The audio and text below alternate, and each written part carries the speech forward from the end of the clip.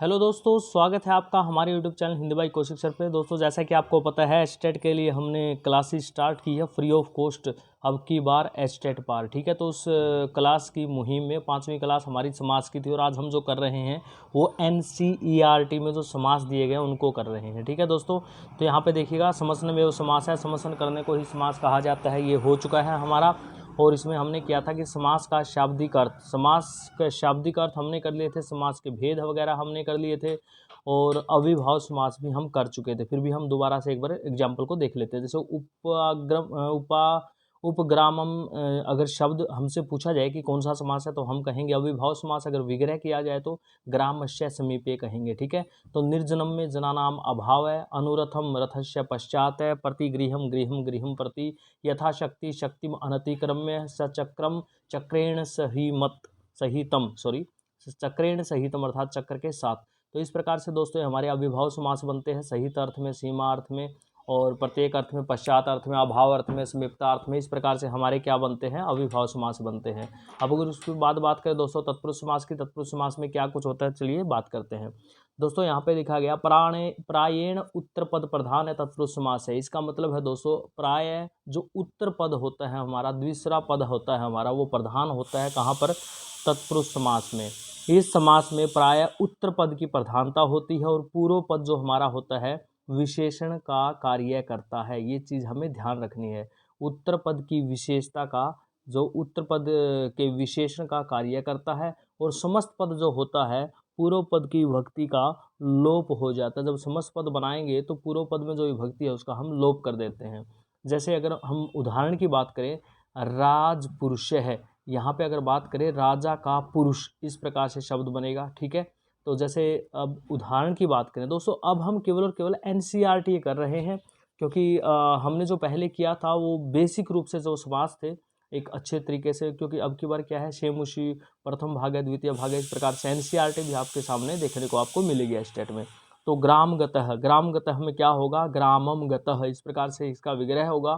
तो ग्रामम अगर द्वितीय विभक्ति लगती है तो हम क्या कहेंगे, भाई तत्पुरुष समास है, क्योंकि विभक्ति का यहाँ पे लोप कर दिया गया है। शरणागत है, शरणम आगत है, देशभक्ति देशस्य भक्ति। अब यहाँ पे ये चीज़ देखने लायक है दोस्तों, क्योंकि ये देशभक्ति शरणागत कई बार पूछा गया क्वेश्चन है, अर्थात NCERT में से बहुत कुछ आ सकता है। सिंह भीत है, सिंघात भीत है, ये सिंह भीत है, ये शब्द, ये भीत है, ठीक है। त्रातः, ये शब्द बार बार पूछे जाते हैं, ध्यान से पढ़ना। भयापन्न है, भयम आपन्न है, हरित्रातः, हरिणा त्रातः है, ठीक है। तो ये इसने दिए ही इंपॉर्टेंट है। अब हमें ये पता चल जाएगा NCERT पढ़ने से, हाँ जो क्वेश्चन आते हैं वो कहाँ से आते हैं। दोबारा से मैं बता रहा हूँ, ग्राम गतः है, ग्रामम गतः है, शरणागतः है, शरणम आगतः है, देशभक्ति देशस्य भक्तः है, उसके बाद है सिंह भीत है, सिंघात भीत है, भयापन्न है, भयम आपन्न है, हरित्रातः है, हरिणा त्रातः है, ठीक है। उसके बाद ये तत्पुरुष समास के कुछ मुख्य उदाहरण थे।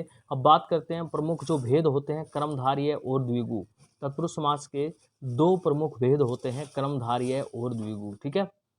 तो कर्मधारय किसे कहते हैं दोस्तों, इस समास में एक पद विशेष्य तथा दूसरा पद विशेषण होगा। इसका बेसिक जो वीडियो है मैं इसके बाद डाल दूंगा, एक बार आप ये केवल NCERT की देखिए, इसके सेकंड जो वीडियो होगी आपकी बेसिक आपको मिल जाएगी, किस प्रकार से बनता है कर्मधारय और किस प्रकार से बनता है द्विगु, वो तत्पुरुष का भेद क्यों है। तो देखिए, सबसे पहले दूसरा पद पहले पद का विशेषण होता है और विशेषण विशेष्य भाव के अतिरिक्त उपमान उपमेय भाव भी कर्मधारय समास का लक्ष्य है, ठीक है। तो इस प्रकार से, और उसके बाद देखिएगा ये इसके जो उदाहरण है, पीताम्बरम, पीताम्बरम में क्या करोगे, पीतम च तत् अम्बरम, महापुरुष है, महान च असौ पुरुष है।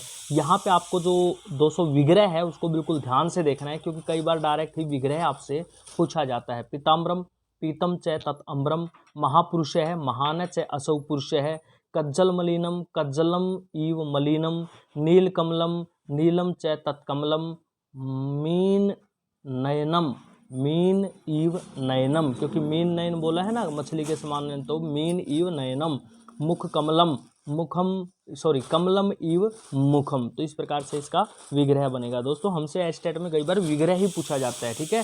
और अगर आपसे पूछा जाए समास कौन सा है तो आप बताना यहाँ पे कर्मधारय समास है। द्विगु की अगर बात करें तो यहाँ पे सूत्र होता है संख्या पूर्वो द्विगुः, संख्या पूर्वो द्विगुः। इस समास में पहला पद पर्यायवाची होता है दूसरा पद समाहार, एकत्रित या समूह अर्थ की प्रधानता होती है। यथा त्रिभुजम, त्रयाणाम भुजाणाम समाहार है, इसमें पूर्व पद त्रिसंख्यावाची है। पंचपात्रम, पंचानाम पात्राणाम समाहार है। पंचवटी, पंचानाम वटानाम समाहार है। सप्तर्षि, सप्तानाम ऋषिनाम समाहार है। चतुर्युगम, चतुर्णाम युगानाम समाहार है। तो इस प्रकार हमारे पास क्या बनता है दोस्तों, द्विगु समास बनता है। ठीक है, तो अगर हम बात करते हैं नेक्स्ट बहुव्रीहि समास की, तो यहाँ पे जो सूत्र होता है वो क्या होता है, अन्य पद प्रधान है बहुव्रीहि। जो अन्य पद प्रधान होता है वो किसका होता है, बहुव्रीहि, या फिर हम कहें बहुव्रीहि समास का अन्य पद जो है वो प्रधान होता है। इस समास में पूर्व तथा उत्तर पदों की प्रधानता न होकर किसी अन्य पद की प्रधानता होती है। दोस्तों ये सारा का सारा क्या है, एनसीईआरटी बेस्ड है, एनसीईआरटी की बुक है मेन ये। यथा पीताम्बरः, पीतम अम्बरम यस्य है विष्णु, यहाँ न तो पीतम शब्द की प्रधानता और न ही अम्बरम शब्द की प्रधानता, अपितु पीताम्बरधारी किसी अन्य व्यक्ति अर्थात विष्णु जी की प्रधानता है। तो पीताम्बर का क्या बनेगा, भगवान विष्णु। विग्रह क्या बनेगा, पीतम अम्बरम यस्य, पीतम अम्बरम यस्य पीताम्बर। नीलकंठ क्या बनेगा, नीलकंठ यस्य, नीलकंठ यस्य अर्थात भगवान शिव। दशानन का क्या बनेगा, दश आननानि यस्य अर्थात रावण। अनेक कोटि सारः, अनेक कोटि सारः का क्या बनेगा, अनेक कोटि सारः धनम यस्य। ठीक है, उसके बाद है विगलित समृद्धि, विगलिता समृद्धि यस्य तम पुरुषम। उसके बाद है प्रक्षालित पादम, प्रक्षालितौ पादौ यस्य तम जनम। ओके, तो यहाँ पे इस प्रकार से बनेंगे बहुव्रीहि समास। अगर हम द्वंद्व की बात करें तो द्वंद्व में क्या बनेगा दोस्तों, समास में आप अगर चाहो तो यूँ के यूँ एग्जाम्पल जो है वो भी याद कर सकते हो, क्योंकि लगभग समास के यूँ के एग्जाम्पल ही आपको देखने को मिल जाते हैं। ठीक है, मगर ध्यान देना अगर आप कॉन्सेप्ट समझ जाते हो तो और भी अच्छी बात होगी। द्वंद्व का क्या होगा दोस्तों, उभय पद प्रधान है, द्वंद्व है, अर्थात जहाँ पर द्वंद्व समास होता है उसके उभय पद अर्थात पूर्व पद भी उत्तर पद भी दोनों ही प्रधान होते हैं।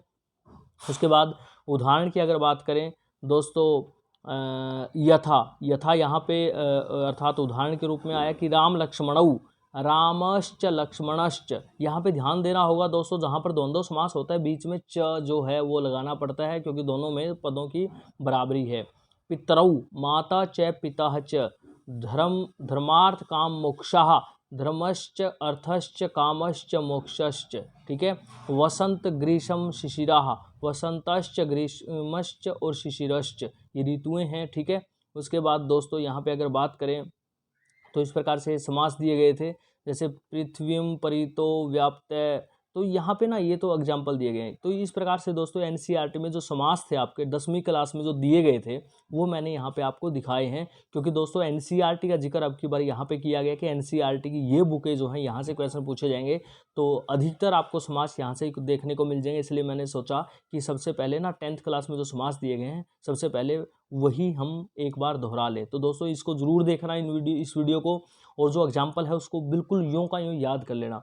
ओके दोस्तों, बेस्ट ऑफ लक। वीडियो अच्छी लगे तो शेयर जरूर करना, क्योंकि हमारी सबसे बड़ी समस्या क्या है दोस्तों, संस्कृत के साथी कम मिलते हैं, तो ज़्यादा से ज़्यादा शेयर कीजिए ताकि मुझे प्रोत्साहन मिले नई वीडियो बनाने का। ओके दोस्तों, बेस्ट ऑफ लक, धन्यवाद, शुक्रिया, जय हिंद, जय भारत।